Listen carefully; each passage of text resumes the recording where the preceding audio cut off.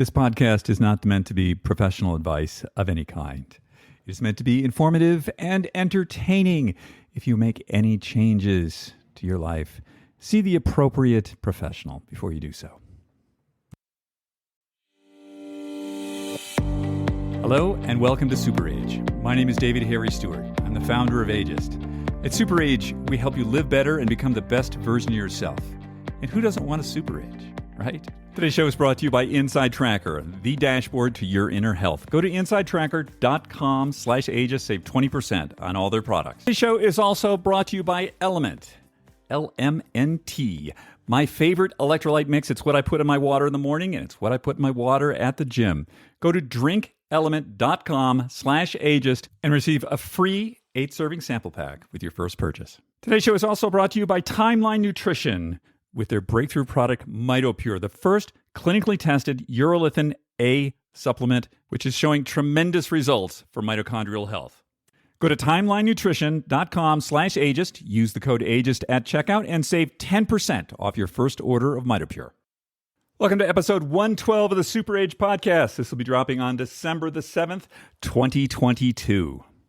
So this week, I've been thinking a little bit about excellence and how, getting from that like 98% to like whatever it is, 99 or 100% or whatever it is that we're going to, that we're striving to do. And I've been sort of looking at how I do things. And what I like to do is I really like learning. I really love learning new things, and especially new physical things.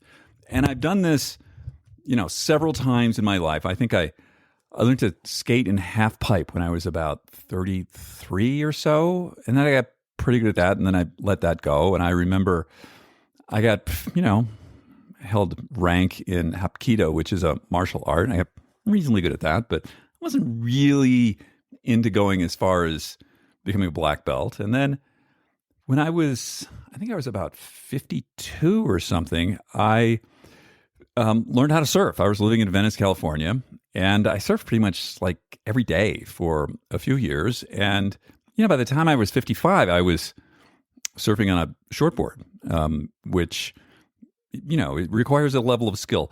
But I wasn't really willing to go like that next level. So I like getting to sort of 95%.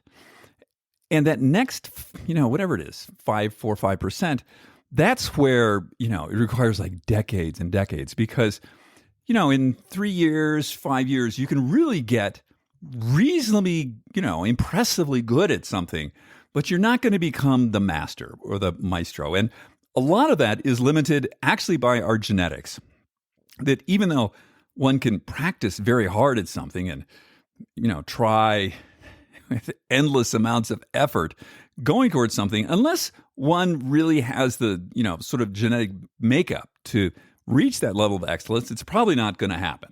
Which doesn't mean there's nothing wrong. For other people really like to, they'll find one thing early in life and they just strive and they just work at it. And I think that's great. I have no problem with that. It's just sort of not how I'm wired.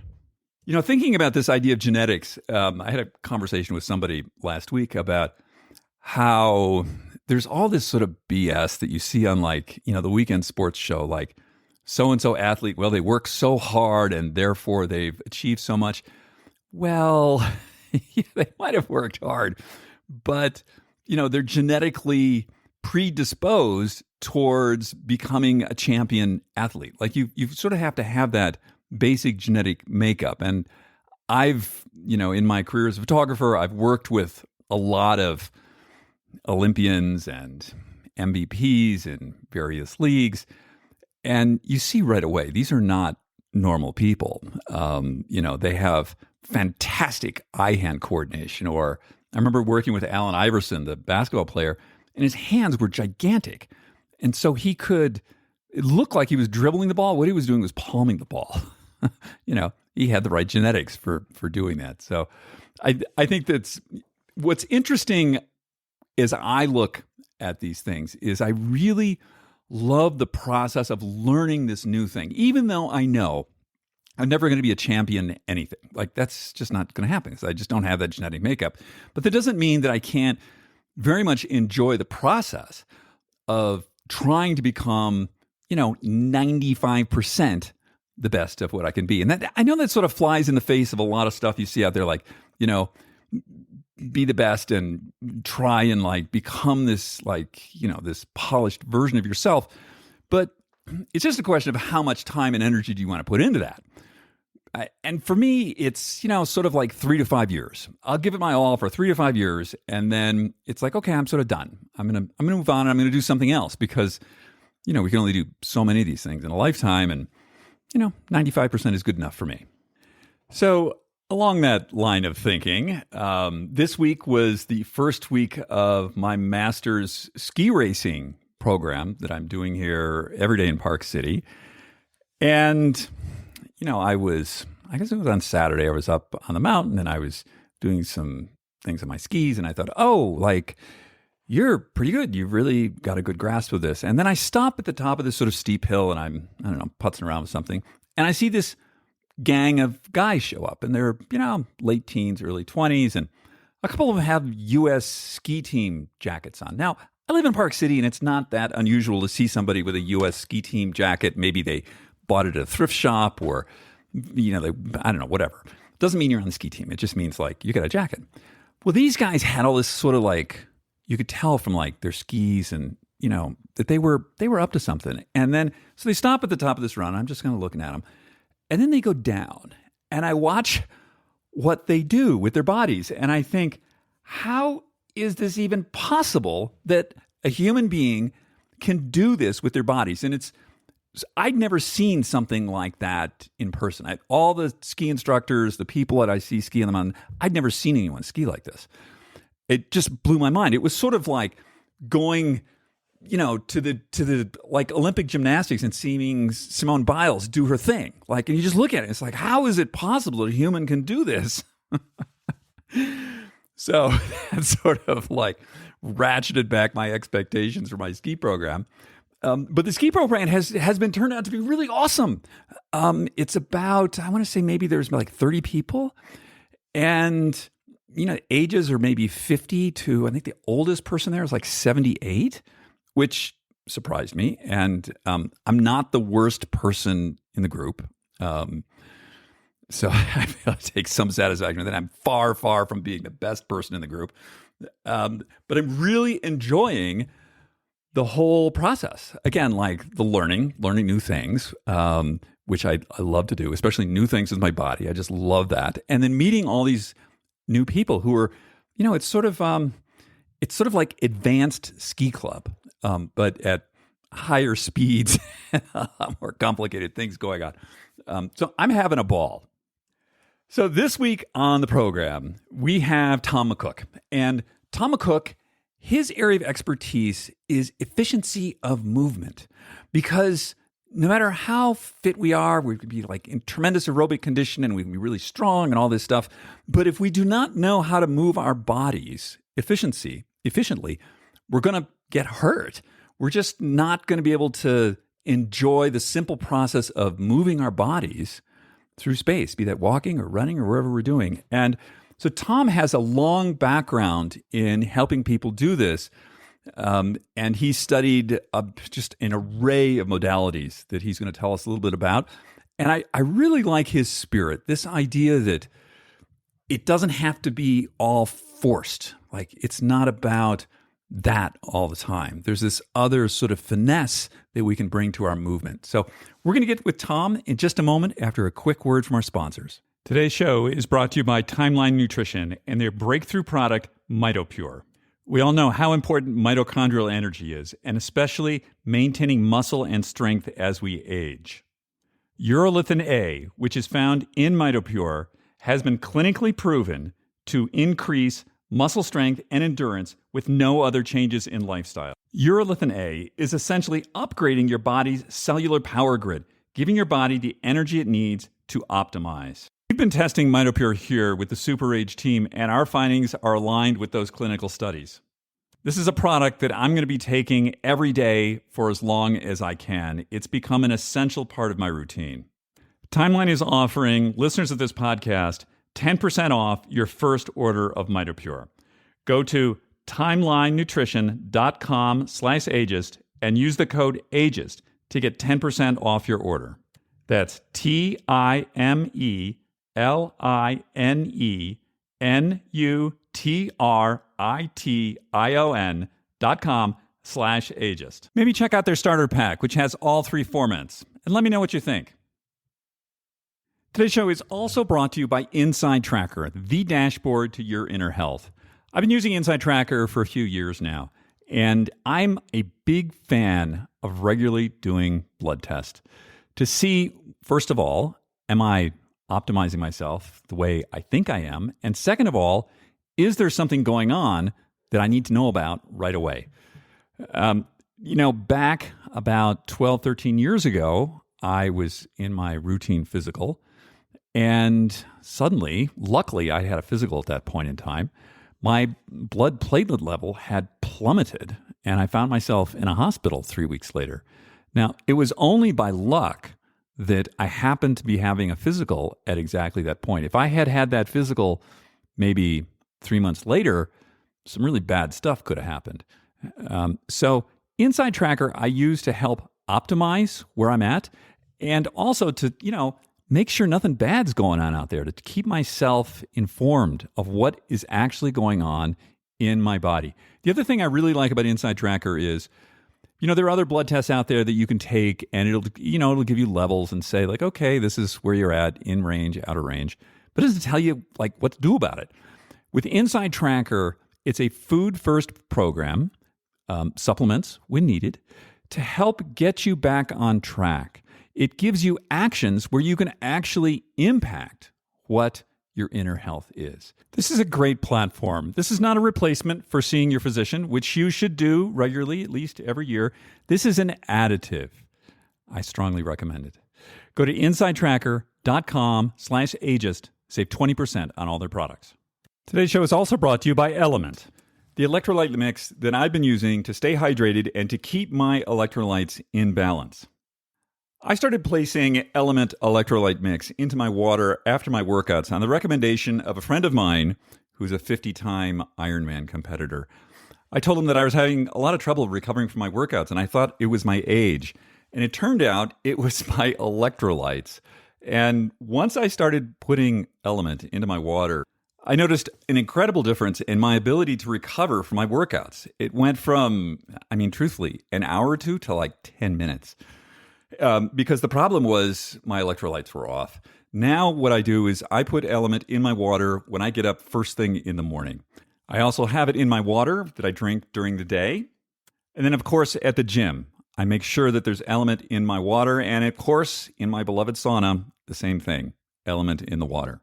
So it turns out that some of that brain fog and just muscle ache and sluggishness that I was feeling was not age-related. It was actually electrolyte-related. We talk a lot about hydration on this podcast, but the electrolyte mix within that water is really critical. Right now, Element is offering listeners of this podcast a free sample pack with any purchase. That's 8 single-serving packets free with any Element order. It's a great way to try out all 8 flavors and share Element with a salty friend. Get yours at drinkelement.com/ageist. This deal is only available through this link. You must go to drinklmnt.com/ageist. We'll be leaving that link in the show notes, too. After you check it out, let me know what you think about it. Did it make the change for you that it did for me? Hey, Tom, how are you doing? I'm doing great, David. Good to see you again, as always. It's good to see you. Tom, so for the people who don't know you, give us a little bit of your background.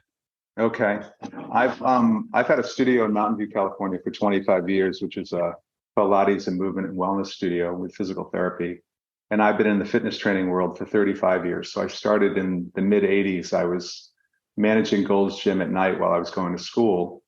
And it was at the time when trainers really didn't exist. It was like the beginning of the fitness training world. So there was like one trainer in the gym. And I'm the youngest of 12 kids. I have 8 brothers and 3 sisters, and I grew up in an athletic family. And I, by luck, because of survival needs, I built a gym in my cellar when I was 11 years old, and I was training the whole neighborhood. So I didn't know that that would become my profession later in life, but I found it a great way to connect with people. And in that moment when I was managing Gold's Gym, I was watching the way people exercise, and it really looked really bad from my perspective. So I followed my own intuition around that, and I started my own training business in 1986. And within 3 months, I had 40 appointments a week. I had a full schedule, and I've been full ever since. And what I've done every year is just kept adding continued education around the body, around fitness training. Studied body work for about 15 years, from Feldenkrais to structural body work and myofascial release. And in the middle of all of that, got exposed to Pilates and started Pilates training in 1990. And in that moment of shift, I went from training in the gym, lifting weights for 20 plus years, to focusing more on movement and learning how to move well and teaching people how to move well. And got into working with a lot of athletes. I worked with the Stanford swim team for 5 years, the Olympic swim team, many Olympic gold medalists. And so my journey just kept evolving, where I became more and more curious about how brilliant the body was. And I just, from studying it, I would say I feel very fortunate that I'm more curious and interested now at 60 than I was when I was 25. Were you at Gold's Gym in Venice? In Mountain View. Oh, in Mountain View. Okay. Yeah, like right after it opened, which was like way back when. But I used to visit the one in Venice. That was a fun spectacle. I used to go to that gym. That was a trip. That's where all the big mecca bodybuilders were. I used to live down the street from there, and I would go in there, and like I'd gone to a lot of gyms, but that gym, you'd be on like a leg machine and Apollo Ono's next to you, or you're doing cardio and Mike Tyson's there, or it's just like, I remember they would put up a board every time there was an Olympic for the medals won by the gym members of that gym, which were more than most countries. Unbelievable. Really incredible. Very intimidating place. Yeah, it was definitely the spectacle of like the incredible athletes and the best bodybuilders in the world. Oh yeah, right. So you would get like the athletes would come in the mornings, right? They'd be there really early, like I don't know, like 4:30 till 7 or something. But then the middle of the day, you get the Speedos and the greased up bodybuilders, and that whole, it was just like Fellini, like it's unreal. It's so true. It's so true. It's a different world. It was fun though. It was very fun. It was similar in Mountain View, but not to that level of the celebrity types that were there. But similar vibe for sure. Yeah, very and like noisy, right? Like yeah, it was there was a lot of like clank. Yeah, a lot of metal being slammed around for sure. Yeah. So, now you've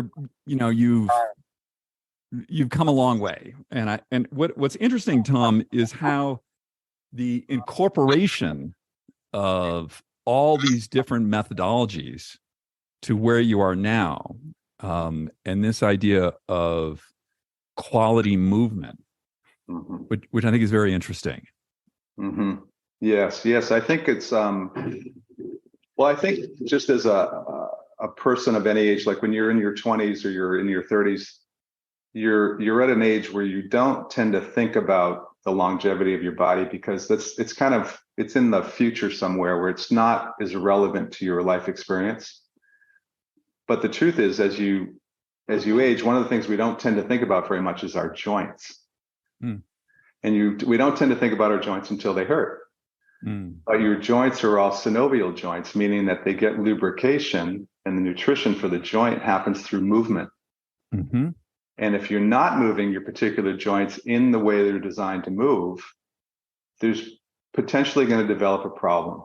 Mm. And that relates especially to your spine. You have over 100 joints in your spine when you include your ribs and all of these joints. So if you just get some useful information and go, wow, if that's true, if the nutrition of the joints isn't necessarily just from what I put in my mouth, but it's from me moving those joints, it's probably a good idea that I move them every day.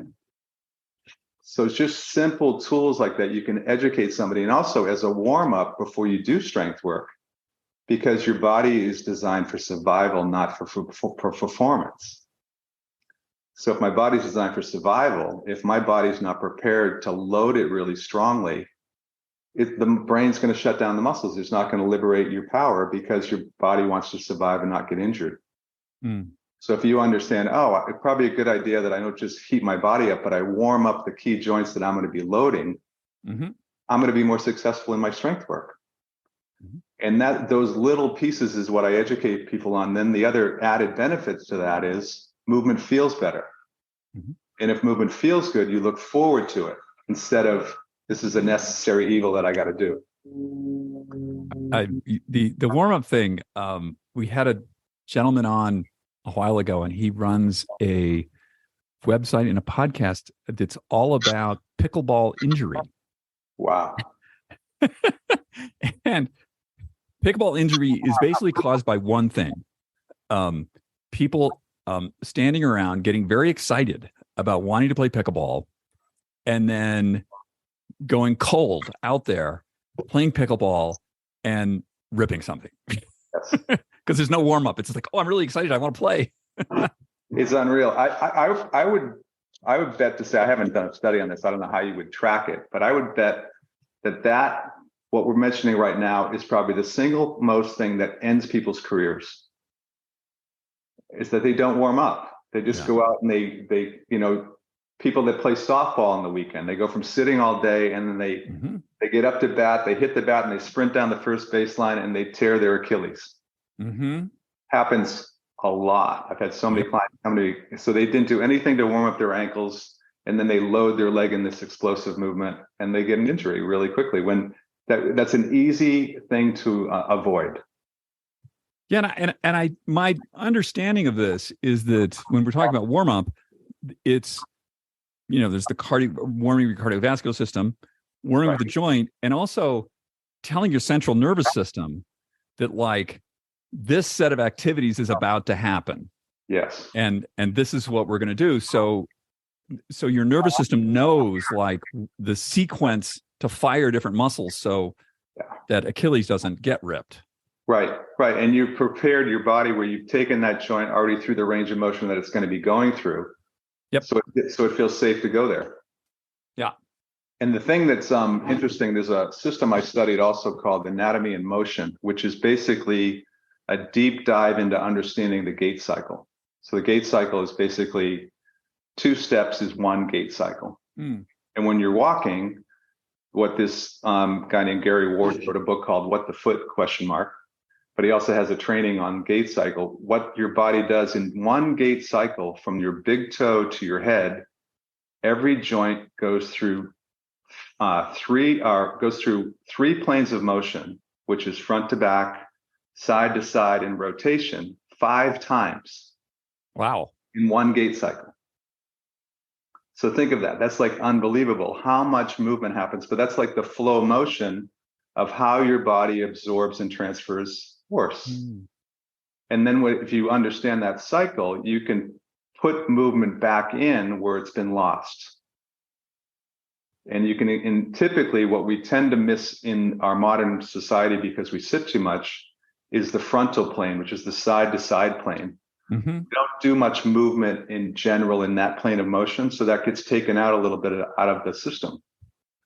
So inside of that model, also you can learn that muscles lengthen before they shorten in gravity. So when you take a step forward, you put weight on your foot lengthens.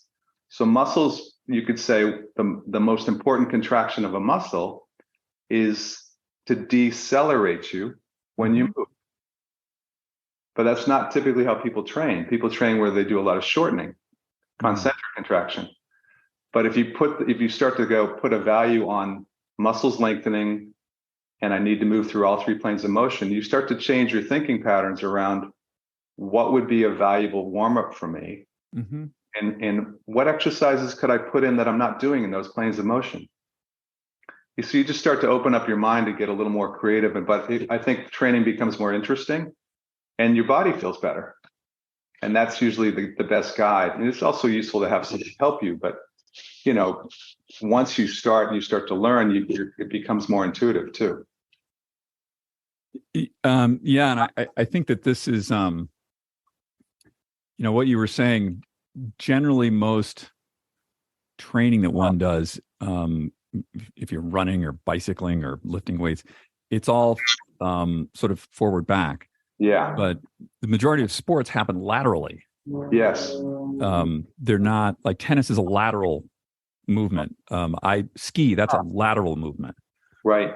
And understanding that that's a different kind of loading. And like I found that like my obliques have become very central to my life. Wow, great. In winter that it's skiing, it's not about my, I never have washboard abs, but it's not about that. It's about the side to side. Yeah. Yeah. So you're really feeling how you're generating the movement more from the middle of your body. Yeah. And you're fighting against the centripetal force. It's not, there's a little front back, but it's mostly side to side. Yes. What's going on. And I mean, I see this in like pickleball less, but any sort of racket sport, side to side. Yeah. And the other piece of that you're mentioning that's also kind of left out is the feet. Like our feet, yes. Our feet are a sense organ. Our feet are so critical. Your feet are your hands. Our feet evolved from our hands. Yep. And, we've lived lives because of modern society. Your feet are stuffed in shoes. Your feet are stuffed in these deprivation chambers. And then you have to like kind of manage that. So like what I do a lot of work with people around their feet. Because if you get people organized on top of their feet, you put them in the best position for the rest of their structure to be organized with gravity. And that's a big deal. Well, I think this is, something we were talking about, understanding the body. And I have sort of a real bugbear about these shoes that, the sneaker companies put out, and they're these giant pillowy things. Right. And it's like what you were saying, like imagine going through life with catcher mitts on your hands. It just wouldn't work out so well. Right. And that's sort of, people are like, oh, my feet hurt. I need more of this cushy stuff. No, you don't. No, it's the opposite. It's the opposite. It's the opposite. And there's been a lot of research on what you just mentioned, like since over the last 40 years of high-tech sneakers coming out, there's been more injuries in running because people have extended their stride too big and they whack their heel on the ground. You would not whack your heel if you're running barefoot. You would get the natural rhythm of what your stride needed to be in terms of meeting the ground. And you're completely right. And the notion that you can't strengthen your feet is a misnomer too. You can strengthen your feet. Your feet have 28 joints in them and they got tons of muscles, and it's important as the foundation of your whole body. It's critical, actually. Yeah. Whenever I can, it's not always possible in the gym, but when I can, like I do it in my socks, or I have an ancient pair of Nikes that I've ripped all the insole out of. So it's as close to that as I can get. And I find that, being more aware of the foot and how the foot, that I think body awareness sort of begins in your foot. Like, I so agree with you. Right. It's the first point of contact. And once you start to think about what part of my foot is doing what, I find that my posture, like I walk more belly button forward versus head forward as I do that. And I think I think actually what's happened, Tom, is like, there's like a big part of our brains has like gone to sleep because we've got these catcher mitts on our feet. Right? It's really well said. It's well said. It's like we have our body has a built-in mind map of where we are in space, and it's being dumbed down and shut off a little bit. And the foundation of it is our feet. And it's, I studied with a guy named, what's his first name? Well, it'll come to me. You wrote a book called The Manipulation of Shape. Muscles and meridians, the manipulation of shape. He was an osteopath. Philip Beach is his name. He was an osteopath from New Zealand. And he had his whole theory about how muscles evolve, how the body evolves out of the embryo, out of all of your limbs grow out of the body wall. And basically your feet are your lower back. Same nerves, same everything. So if you take care of your feet, you're actually doing really good things for your lower back, which is a chronic issue in our society and in the world. So you can tie the two together very quickly. It's a big deal. And I've worked with a lot of pro basketball players too, and just getting them to take off their shoes and twist their feet and do some work on the reformer. Their jumping improved, their performance improved, their injury rates all went down, and it wasn't complicated. It was just getting them to use their feet. These guys could jump 3 feet off the ground, and they're these monsters, but their feet were not that functional. They were kind of toe grabbing and kind of rigid in their feet, and it just changed a lot of stuff with that approach. Really useful. And I think that when somebody comes to you, Tom, and this, to me, the sort of fundamental thing we're talking about here is understanding your body, understanding the signaling, because your body is telling you all this stuff. Right. We just block it out. We do. Right? Yeah, so, it becomes actually out of because as you know, sensing your body happens in the present moment. You have to be aware of sensation. And we live in a society or a world where people spend most of their time in their mind. So to come into their body can be a journey and a new practice. So that's kind of part of it. How do I get people more into their body as a starting point? And a lot of times what I'll do is first I'll ask them, what do they want to improve? Because I have my ideas, but it needs to be personal to them for their attention to be fully there. And if they say, well, I want to be able to get up and down better, I want to get rid of this lower back pain, I'll usually push it a little further and ask them, so what would that, getting rid of your back pain, what would that make possible for you to do that you no longer can do?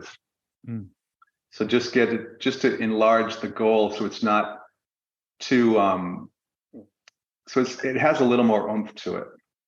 They say, wow, I really like to get back to hiking. I like to get back to skiing. I like to spend time, dancing, whatever it is. So we can enliven that part of their attention a little bit more. But then I'll do something to improve their proprioception. Before I teach them, say they have a lower back issue, I'll have them tap their body. Just tapping your body enhances proprioception, so you start to feel yourself. And it also releases tension. It stimulates the muscles and organs and ligaments around each joint. You get all that to wake up. And then I'll give them a specific lesson, an experiential anatomy lesson on the area that we're focusing on for that lesson. Say they have a lower back issue. A good place to start is to teach people where their hip joints are. Because it's, I've taught teacher trainings for 30 years now for Pilates. And I was never taught where the hip joint is. I was shown on an anatomy skeleton, and but to find it on your own body is a different thing. And I've taught that all over the world, and probably about 10 to 15% of the teachers know where that is. Not that they couldn't find it, they could easily find it on a skeleton, but to find it on their own body is a different type of anatomy. You would call that embodied anatomy, not topographical anatomy. Where is it on my body? How does that function? How does it move there? So we'd go through all the primary movements of their hip joints as a lesson. And inside of that lesson, I'm assessing how they move. So then they get their homework around, that's part of their homework. Take your pelvis and your hip joints through the primary movements every day, and then we'll tie that into the lower back and connect it to the feet. So right away, they're becoming more aware of how they relate to gravity, how they use their body, any imbalances that become apparent. And then we're on the road of actually them discovering themselves a little bit better. And we haven't even talked about exercise. Right. And, one of the things, like, as you're talking about the professional basketball players, one can be very strong and very fit, but the key is, what's the efficiency of movement that you apply that with? Yes. So if you have an inefficient movement pattern, right, it really, you're going against whatever sort of fitness level you've produced. That's an incredibly important point. And efficiency of movement requires your body to absorb force well. Yeah. And for it to absorb force well, like we mentioned earlier, it starts from the ground up. It starts with your feet. And whenever you bend your legs, your feet spread, the bottom of your pelvis widens, your spine compresses, your body's absorbing force in 3 dimensions at the same time. That's how brilliant our body is. Our body is designed to do that. And even when you're lifting weights, you could think of another skeleton you have in your body is your blood. Because your blood pressure goes up. So you get this inside inflated suit. So you have all that going on at the same time, muscles, ligaments, blood. And you can use your attention to image any one of those systems to improve function, which is really interesting. So the key thing, what I start with people in the beginning, is teach them how to understand their bones. Like, how do your bones dynamically move in relationship to each other? Because they have a 3D motion. Like whenever you bend your legs, most of us aren't taught that our pelvis we're the only animal on the planet that has a mobile pelvis. So whenever you bend your legs, when you squat, the bottom of your pelvis widens. Your sit bone. Yeah, your sit bone. Wait. Yeah. Back that up. Yeah. I need to understand this. You're telling me my pelvis is not a rigid, solid thing. You're saying it moves?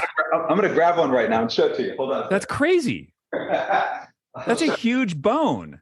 Yep. It's true. Oh, Tom, you're blowing my mind. Tom's gone into the back room to get us a pelvis. And I want to see this. I thought a pelvis was just like one solid thing. Okay. Basically, your pelvis in reality is 3 bones. Oh. So 4 bones. Your pelvis. So here's your pelvis. Your pelvis is 2 pelvic halves, which are called the ilia. The ilia has a top and a bottom. It's called the ischium, is the bottom, which is really your sit bone, like where your hamstring attach. Then you have your hip joints. Then in the back, you have your sacrum. Your sacrum is anatomically part of your spine, but it's functionally part of the pelvis. Then you have your tail at the bottom, your coccyx. So whenever you bend your legs, the sit bones widen. Oh, that's crazy. And then they narrow, because that's how your body absorbs force. So because this is not video, this is audio. What Tom's got is he's got a pelvis and he's pushing on the upper parts of it and the lower parts spread out. I had no idea that it's amazing. And we all pelvis moved. And think of why. Think of why is our pelvis mobile? We all have this big head, and we had to come out of our mom on the bottom. And so the pelvis had to be mobile for us to be able to be born, because our heads are soft when we're born. Right.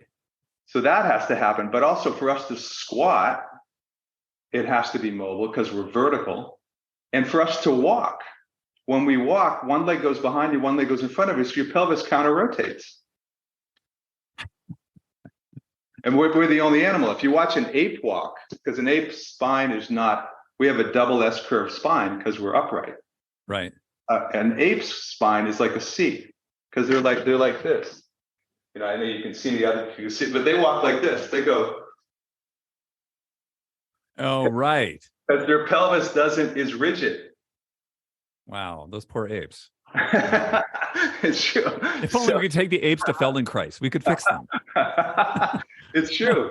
But what's amazing is when you start to feel what the pelvis does, and you can give people a really simple process of, when I hinge at my hips, when I do a flat back hinge, the bottom of my pelvis widens, or when I squat, they self-correct right away.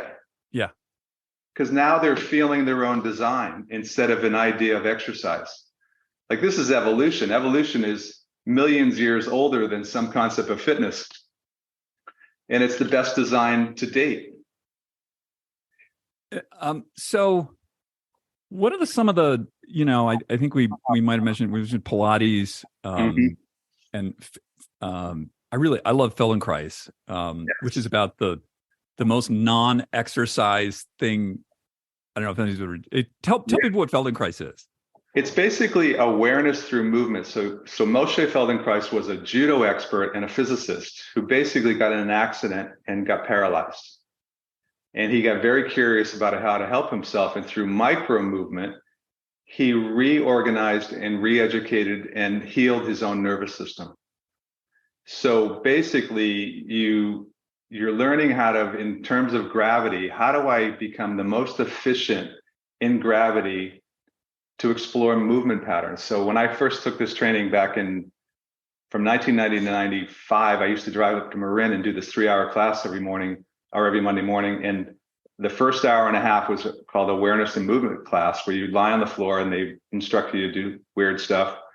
And then you did an hour and a half of table work where you did hands-on work with each other. But in the first hour and a half, some things that it asks you to do, okay, lie on your stomach with your arms under your body and find a way on your back with the least amount of effort.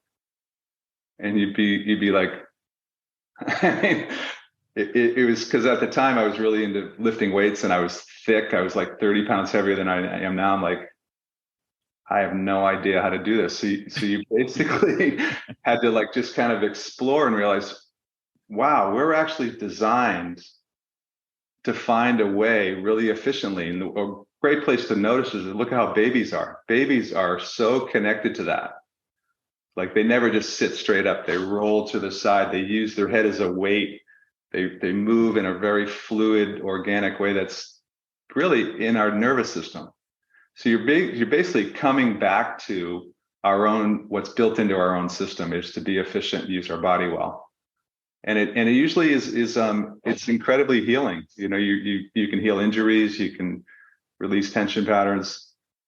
I use it. I don't use it as much as I use what's called the Franklin method, but I still use it in the way that I teach people how to explore their own movement experience. And what is the Franklin method? Could we tell people about that? Yeah, the Franklin method is a system of using dynamic neurocognitive imagery, basically where you're understanding the body from the bones, the muscles, and the organs, and then you use your attention and imagery and movement to improve movement and health. And Eric Franklin he's a American who also lives in Zurich, who's this brilliant guy he was a dancer, but he's also just a scholar and very interested in the body. And he's one of those people that has a photographic memory and just created this system around. And I'd say his most brilliant contribution to teaching movement is he created a pedagogy of how to educate somebody, how to actually make it student-centered, where they're interested in their own experience instead of it being just about information. So basically what I've done over the last 20 years is I've combined the Franklin method with Pilates, and I teach teachers around the world where I teach them how to include function before you get into the exercises for the area that you're working on. So if I'm teaching a shoulder and spine lesson or a class on exercises on all the Pilates equipment, I'll give them a lesson on the shoulders and spine first, have them experience that. Where does movement actually happen? How do you improve and feel those areas to get more efficient? Now let's strengthen those areas. And so the Franklin method is really lessons on every area of the body, the hips, the knees, the feet. What I just showed you, I learned in the Franklin method, how the pelvic bones move. Lessons on the spine, lessons on the muscles. Then you can even do lessons on the organs. Like all your organs are also joints that react with each other. Like your diaphragm pushes down your organs that are below it, like your liver, your stomach, your spleen, and they all have a dance of how they move in relationship to each other while we're moving through space, while we're breathing. It's really quite amazing how you can start to feel into these systems in your body that you wouldn't necessarily consider. It's pretty cool. It brings to mind, I have this sort of quixic quest this winter to become a ski racer. Today's my birthday, by the way. I'm 64. Hey, happy birthday. Thank you. That's awesome. So I've decided at this somewhat advanced age to take up this, I don't know, this sport that I'm going to do. And so I've been practicing, and what I've discovered is the whole thing begins in the pronation and supination of the foot inside the boot. That's amazing. Which I talk to these coaches who they're like, oh yeah, the knee, the hip, all the, yeah. You're not there yet. It's about inside the boot, what's happening with the digits, the structure of your foot. And I thought, but my foot's locked in the boot. And they're like, yeah, but it moves. Yes. Oh, that's so cool. That's so cool. Yeah.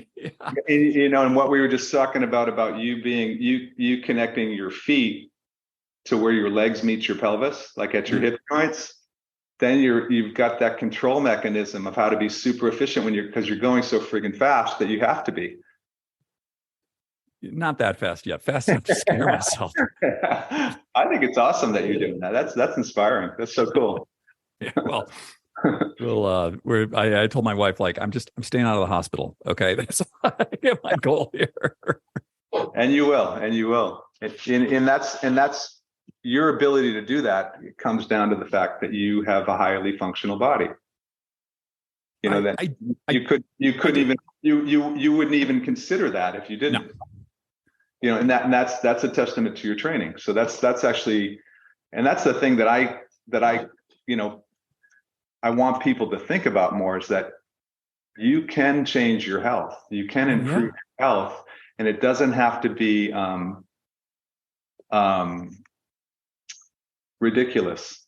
You can start with a half an hour a day. You can start with a small amount, start with basic mobility and body awareness tools, and then you can build from there based on your interest and what you want to do.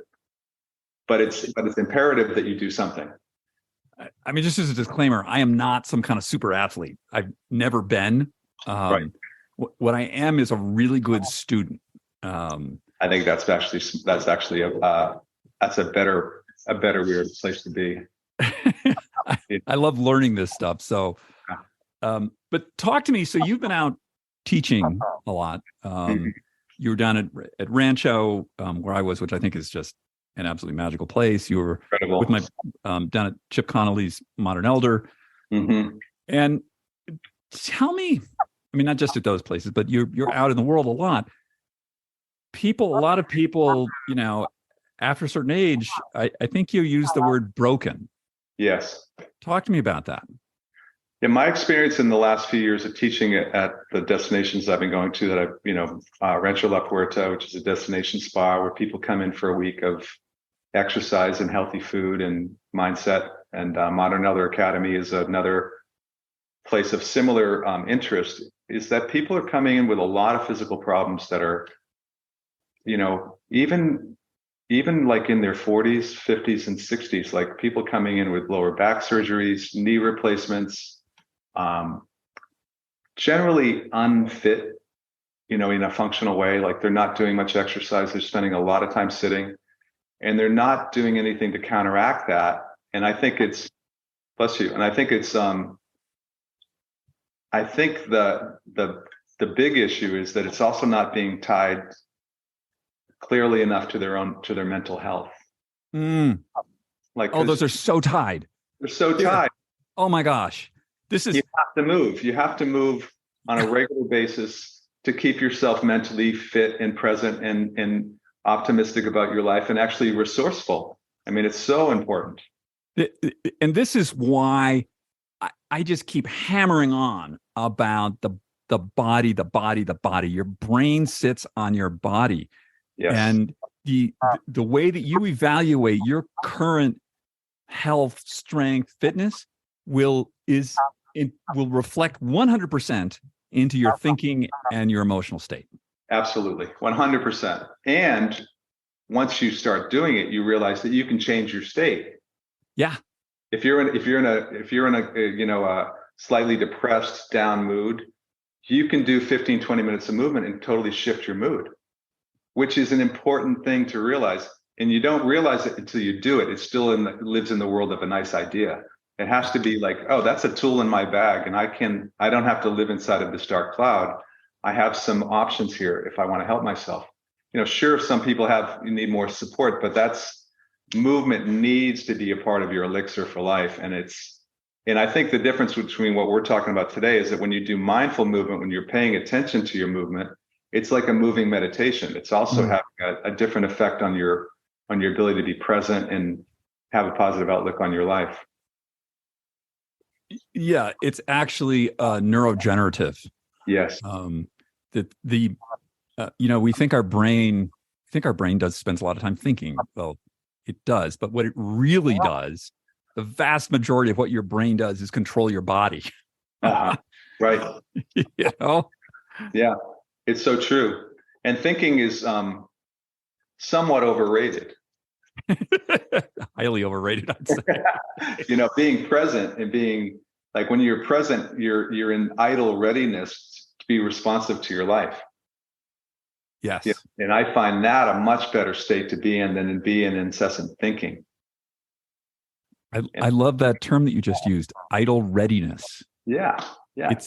It's not a wasted moment. No.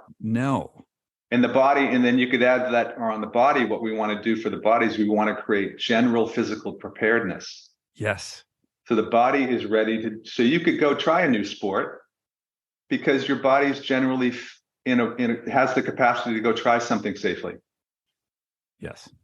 And that's basically what I'm interested in helping people do is have general physical preparedness for anything. Or if you want to focus on something specific, I can help you with that too. But also have the mental capacity to be more present and have practices in place that are helping you with that. And I think the other thing that I think it's really important for people to understand is that we have agency here. Yes. That when I was about 31, my knees hurt. I went to see a doctor. He said, at that point I was a photographer. He said, like, you need a new career because you're not going to be able to do what you continue doing. I'm going to have to perform surgery on you. I was like, no. And I found a guy who worked with ballerinas, and he was like, oh, you just need to turn your quadriceps off. And the way you do that is you just really stretch them, and then they just turn off. And suddenly my knees didn't hurt anymore. Amazing. Which is something I've done now every day for the last 35 years. I do that. My knees don't hurt. That's awesome. I think that so much of this is this agency and self-knowledge. Yes. Like knowing what we're talking about, knowing how to move, knowing how to correct it. Yes. And that to me, the hard part is not stretching my quadricep. The hard part was knowing what to do. Right. That's the real mission here, is like we all have to take responsibility for figuring out, how am I walking? How can I walk better? How can I do these movements better? Yeah. And it's going to be particular to you. It's going to be particular to you. Absolutely. But I think what you just said, the key thing is you have to become curious. And once you become curious, the door will open of the avenues where you can find help. Mm-hmm. Because there is help available if you're looking, and that's the thing. And if you sit all day, you can one of the things people don't realize, if you're sitting all day, the bottom of your pelvis, like I showed you, is also the beginning of your core, your pelvic floor. And the pelvic floor gets shut off when you're sitting for long periods of time. So what happens is you have this imbalance now between your lower back, your abdominal wall, and your pelvic floor. So that's why people's lower backs get stiff and tight. So you get them to move their pelvis and turn on the muscles in the bottom of the pelvis and their abdominal wall, the back frees up and their spine becomes more fluid. And it's not more complicated than that. It just needs to be done appropriately and often. Yeah. There's so many people that, I see, or they come to me and they're like, I have XYZ problem and therefore I can't do whatever. Right. And I want to say, well, listen, this isn't that hard. No. You can really do this thing that you want to do. What you're speaking to really too is like the mindset issue. Like if you, like the Franklin method, we talk a lot about mindset. So I'll teach like a 6-hour workshop on the spine. Could be 2 hours, but I'll always start with, what are the typical things you hear from your friends and your family and the public about their back and their spine? Slip discs, surgery, blah, blah, blah. I said, okay, so let's do some movements while I recite what you just said. Slip disc. So everybody, you can watch, everybody's inhibited to move.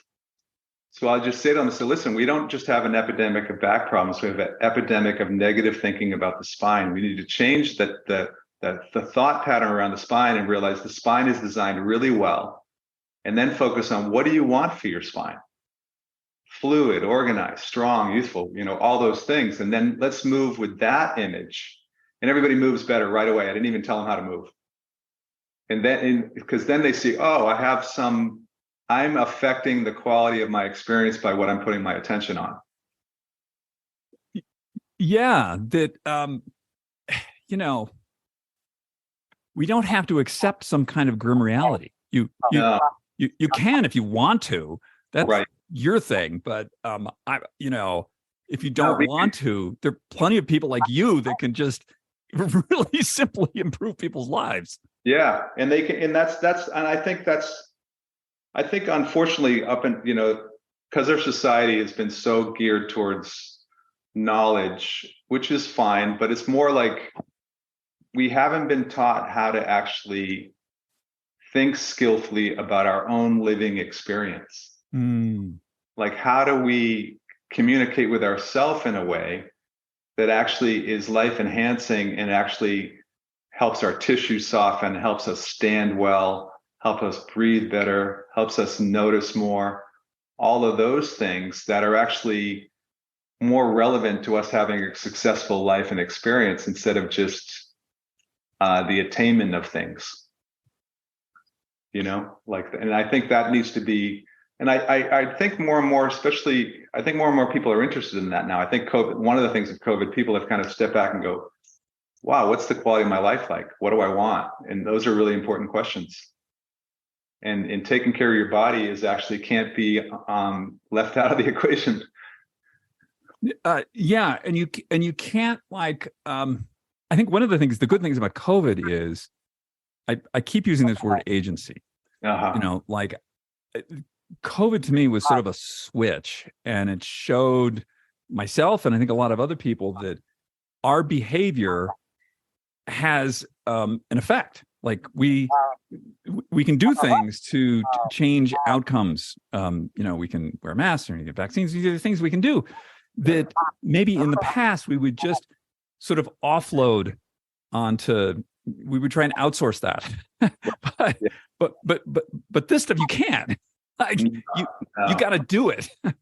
Got to do it, and actually kind of look at where are the things that you're maybe been using as distractions that actually don't serve you, and that you can change your dopamine levels. You can have your brain feel better you can even take a cold shower, which is really something that I do, which is actually great for you too. I mean, all these little tools I think you just have to be open to the experience that, if you want to age well, you need to learn how your body's designed. And it's actually imperative that you learn some stuff and you're in the practice of learning. And then what happens is, you notice, like what you just talked about, when your feet inside the boots, you're paying attention differently. Yeah. And then that becomes interesting. Mm-hmm. Then simple movements like doing a squat really well becomes really interesting. Yeah. I think that's brilliant. I think that's, like, I'm super curious about simple shit now, so I'm like, I just find that so much more interesting, that I can change my life, my quality of my life and people by doing things that were designed to do that don't look complicated, but to do them well requires your attention. I love it when I do some simple, I pick something up off the floor. I don't know, just some simple, normal movement. And for some reason, I did it really well. Yeah. And I said to myself, wow, you really picked up that sock well. Super satisfying. It's very satisfying. It's silly, but yeah. I totally love that. I'm the same. I'm in the process of monitoring that too. And and I think, I'm a somatic coach too. And somatics is basically the study of our body and life and mind in its wholeness. And one of the things my teacher would say is that dignity has a shape. When you stand in your own dignity in your vertical line, like, dignity has a shape. And then when you can notice your dignity in yourself, you can start to reflect that and see that in others. And that's an embodied thing, like really embodying who we are. It's not just, upper and lower, like it's all one, it's like, can we bring that to others and be our full self more of the time? Tom, this has been a pleasure. Is there anything you'd like to leave people with? If you're interested in checking us out, come to centerofbalance.com. We have a studio in Mountain View, California. I'd be happy to, chat with you sometime if you have any questions. Tom at centerofbalance.com.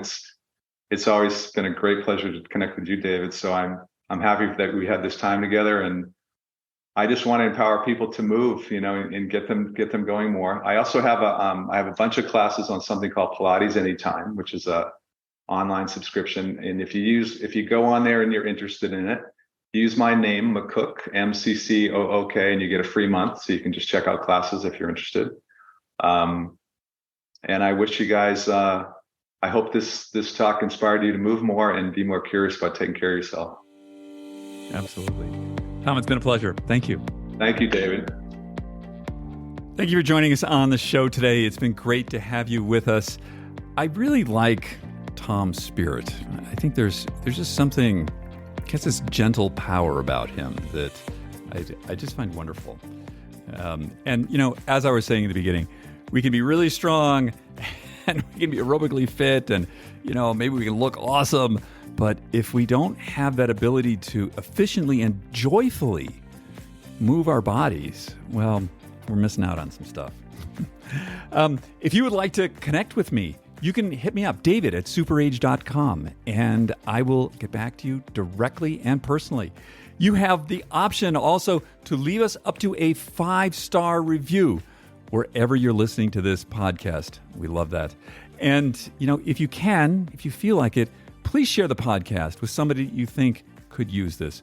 We're all about living better, living longer, living more joyfully. And who doesn't want more of that? Next week on the show, we've got a really interesting one. We have an expert in biological age testing. So not your chronological age, but your biological age and how those tests have evolved and the utility that we can get out of them now. It's really fascinating. I think it's going to make quite an impact on medicine going forward. So that's next week on the Super Age Show. Until then, everyone, have a wonderful week. We'll see you then.